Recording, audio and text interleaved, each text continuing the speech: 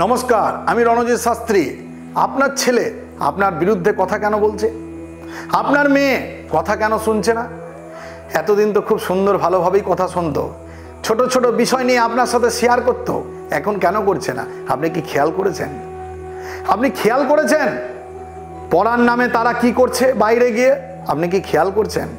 আপনি তো বিভিন্ন জ্যোতিষীর কাছে ছেলেটাকে মেয়েটাকে কুণ্ডলি দেখিয়ে পাথর কবচ গ্রহরত্ন বহুত কিছু পড়াচ্ছেন, কিন্তু আপনার ছেলে মেয়ে তো একটা অবৈধ সম্পর্কে জড়িয়ে গেছে, যেটা আপনার সবচেয়ে খতরনাক, যেটা আপনি ভেবে নিতে পারছেন কি ঘটতে চলেছে আপনার মেয়ে বা আপনার সন্তানের জীবনে।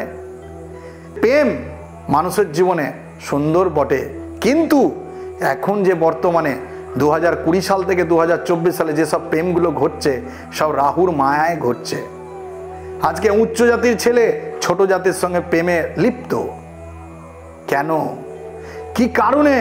আপনি ভাবছেন আপনার ছেলের রাহু কেতু শনি খারাপ হয়ে গেছে? না, আপনার পরিবারের মধ্যে সন্তান যে ঘরে বসবাস করে সেই ঘরের বাস্তু দোষ হয়ে গেছে। বাস্তু দোষটা বুঝবেন কি করে? আপনি দেখবেন বাড়ির মধ্যে আপনার সন্তান সকালবেলায় যখন ঘুম থেকে উঠছে শরীরে অসহ্য ব্যথা, পেন, যন্ত্রণা, এনার্জি লস, যেমন মুখটা শুকিয়ে শুকিয়ে উঠছে।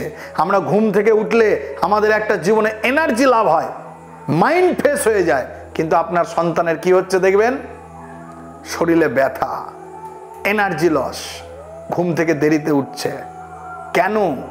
আর সেই কারণে সে বাইরে গিয়ে অবৈধ প্রেমের মধ্যে জড়িয়ে গেছে।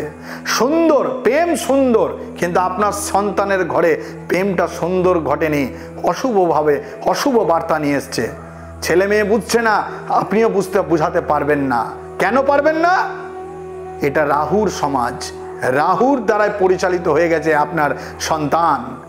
সেটা 1 নম্বর কারণ হচ্ছে আপনার ঘরের বাস্তু।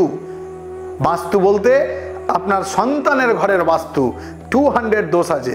কি দোষ আছে সেটা জানবেন কি করে? আমি তো জানালাম, সকালে উঠলেই জানবেন ছেলের শরীরে ব্যথা বেদনা।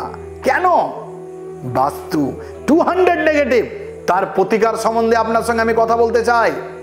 আমার ইউটিউব চ্যানেলে কমেন্টে আপনি লিখুন, আপনার সমস্যা সম্বন্ধে আমি নিঃসন্দেহে উত্তর দেব, এবং আমার এই ফোন নাম্বারে যোগাযোগও করতে পারেন, এবং আমার নিচে নির্দিষ্ট চেম্বার রয়েছে, সেই চেম্বারেও আপনি যোগাযোগ করতে পারেন, অসুবিধা নেই। আমি রণজিৎ শাস্ত্রী আপনাদের পাশে রয়েছি। এই অশুভ বার্তাকে দূর করানোর জন্য আমার মেন লক্ষ্য এই বলে আমি আমার ভিডিও সমাপ্ত। নমস্কার।